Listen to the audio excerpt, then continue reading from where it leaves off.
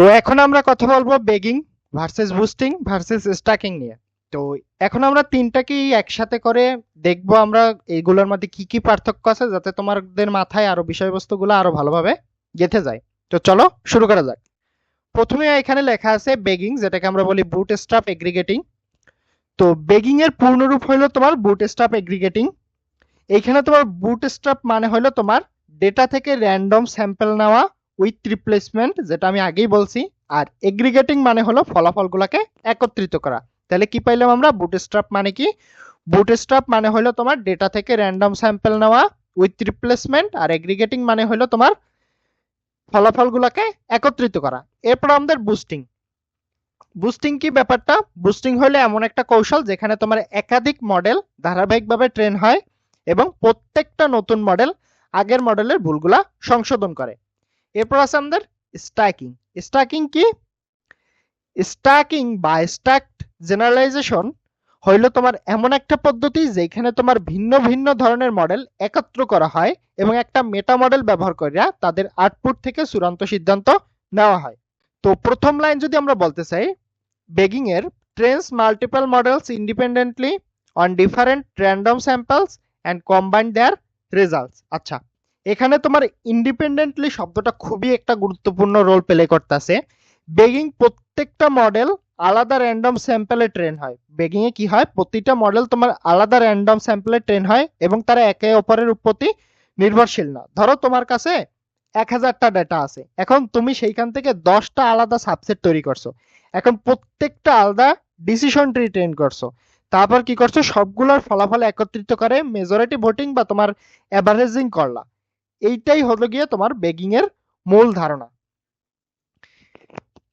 এরপর বুস্টিং এর ক্ষেত্রে আমাদের কি আছে? Trains model sequentially higher each model correct previous occurs. আচ্ছা, তো সিকোয়েন্সিয়ালি মানে তোমার একটার পর একটা। এইখানে তো এইখানে কি বুঝাইতেছে? প্রথম মডেল ট্রেন হবে, তারপর তোমার দ্বিতীয় মডেল আসবে, আবার প্রথম মডেলের ভুলগুলোতে বেশি ফোকাস করবে দ্বিতীয় মডেল, আবার দ্বিতীয় মডেলের যে ভুলগুলো আছে ওইগুলো আবার তৃতীয় মডেল আসা সংশোধন করবে। সহজ ভাষায় বলতে গেলে ধরো একজন ছাত্র পরীক্ষায় কিছু কোশ্চেন ভুল করছে, পরের বার সে শুধুমাত্র সেই ভুল করা অধ্যায়গুলো আরো বেশি করে পড়ছে, আবার ভালোভাবে পরীক্ষা দিয়া ভালোভাবে একটা রেজাল্ট করছে। এইটাই তোমার হলো বুস্টিং এর ধারণা, অর্থাৎ ধাপে ধাপে ভুল সংশোধন করা। এরপর আছে আমাদের স্ট্যাকিং। স্ট্যাকিং কি? Trains multiple different models and combines them using a meta model. কি করে ওরা? কি করে? এখানে তোমার এখানে তোমার ডিফারেন্ট মডেল খুবই গুরুত্বপূর্ণ। বেগিং সাধারণত একই ধরনের মডেল ব্যবহার করা হয়, কিন্তু তোমার স্ট্যাকিং এর ক্ষেত্রে তুমি হচ্ছে গিয়ে ডিসিশন ট্রি, এসভিএম, নিউরাল নেটওয়ার্ক সব তুমি একসাথে ব্যবহার করতে পারবা। এরপর কি করা হয়? তোমার একটা মেটা মডেল ট্রেন করা হয় যা তোমার বেস মডেলগুলোর প্রেডিকশন ইনপুট হিসাবে নিয়ে চূড়ান্ত একটা আউটপুট দেয়। এরপর আমরা চলে আসি আবার বেগিং এর ক্ষেত্রে। এটা রিডিউসেস ভেরিয়েন্স। আচ্ছা, এখানে কি বলা হয়েছে? তোমার ভেরিয়েন্স হইলো তোমার মডেলের অস্থিরতা বলতে পারি আমরা। যদি তোমার ডেটা একটু বদলালেই যদি মডেলের ফলাফল যদি অনেকখানি বদলাই যায়, তাহলে তোমার বুঝতে হবে যে ভেরিয়েন্স আমার বেশি আছে। বেগিং কি করে? তোমার একাধিক মডেলের গড় নিয়ে এই অস্থিরতা যেটা আছে সেটা কমাই দেয় এবং ওভারফিটিংটা কমায়। এরপর বুস্টিং কি করে? আমাদের বুস্টিং কি করে? Reduces bias. আচ্ছা, তো বায়াস মানে হলো তোমার মডেলের সীমাবদ্ধতা। যদি মডেল খুব সরল হয় এবং জটিল প্যাটার্নটা না ধরতে পারে, তাহলে তোমার বুঝতে হবে যে এখানে বায়াস বেশি আছে। বুস্টিং কি করে? ধাপে ধাপে ভুলগুলো সংশোধন করে বায়াস কমায়, অনেক সময় ভেরিয়েন্সও কিছুটা কমায়ও। এরপর আছে আমাদের stacking. Improves overall predictive performance. Stacking এর মূল লক্ষ্য হলো তোমার সামগ্রিক যে পারফরমেন্স আছে সেটা বাড়ানো, বিভিন্ন মডেলের শক্তি একত্রিত করে একটা ভালো ফলাফলও দেয়। এরপর আসে আমাদের আবার বেগিং এর ক্ষেত্রে models are trained in parallel. Bagging এ মডেল একই সময় ট্রেন হতে পারে, তাই এটা দ্রুত এবং স্কেলেবল। আর বুস্টিং এর ক্ষেত্রে কি? Models are trend sequentially. Boosting এর তোমার একটার পর একটা মডেল ট্রেন হয়, আগের মডেল শেষ না হলে পরেরটা শুরু হইতে পারে না। এরপর আমাদের স্ট্যাকিং কি? Base models are parallel, final model is sequential. তো আমরা কি জানি? স্ট্যাকিং কিন্তু দুইটা টাইপের মডেল আছে, প্রথম বেস মডেল, তারপর আবার মেটা মডেল। তো স্ট্যাকিং এ বেস মডেলগুলো তোমার একসাথে ট্রেন হয়, কিন্তু তোমার যে মেটা মডেলগুলো আছে পরে তাদের আউটপুট দেখে দেখে ওরা আবার ট্রেন হয়। এরপর আসি আমাদের আবার বেগিং এর ক্ষেত্রে ইউজ বুটস্ট্র্যাপ স্যাম্পলিং। তো এখানে কি বলা হয়েছে?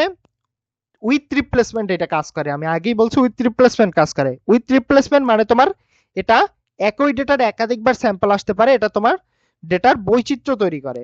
Random sampling with replacement. আর তো এরপর আসি আমাদের বুস্টিং এর ক্ষেত্রে। বুস্টিং কি করে?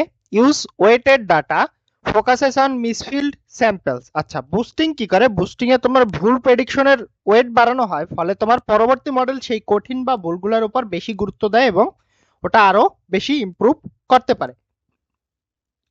এরপর আসি আমরা স্ট্যাকিং এর ক্ষেত্রে। Usually uses full dataset or base models. Stacking এ সাধারণত পুরো ডাটাসেট ব্যবহার করা হয়, কারণ বিভিন্ন মডেলের পূর্ণ ক্ষমতাটা ওইখানে কাজে লাগাইতে হয়।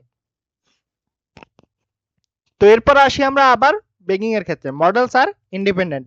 আচ্ছা, তো বেগিং এ তোমার প্রত্যেকটা মডেল আলাদা এবং স্বাধীন। বুস্টিং এর ক্ষেত্রে কি হয়? Models depend on previous models. তোমার বুস্টিং এ প্রত্যেকটা নতুন মডেল আগের মডেলের উপর নির্ভরশীল। এরপর আসে আমাদের স্ট্যাকিং।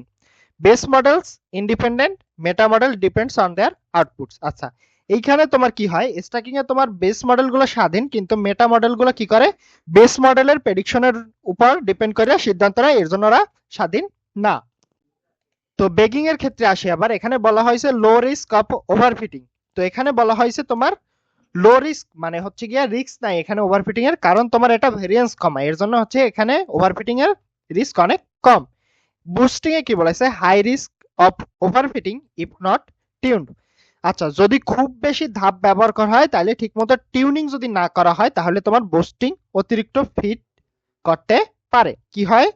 যদি খুব বেশি ধাপ ব্যবহার করা হয় এবং ঠিকমতো টিউনিং না করা হয়, তাহলে তোমার বুস্টিং অতিরিক্ত ফিট হইতে পারে, অর্থাৎ ওভার ফিট হইতে পারে।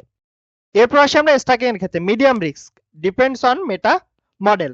তো স্ট্যাকিং এ ঝুঁকি নির্ভর করে তোমার মেটা মডেল কতটা জটিল তার উপর ডিপেন্ড করে। তো সবশেষে আমরা কিছু এক্সাম্পল দেখে নেই। যেমন হচ্ছে বেগিং এর এক্সাম্পল হলো গিয়ে আমাদের র্যান্ডম ফরেস্ট, বুস্টিং এর এক্সাম্পল হচ্ছে AdaBoost, gradient boosting, XGBoost, আর স্ট্যাকিং এর হলো গিয়ে স্ট্যাকড এনসেম্বল।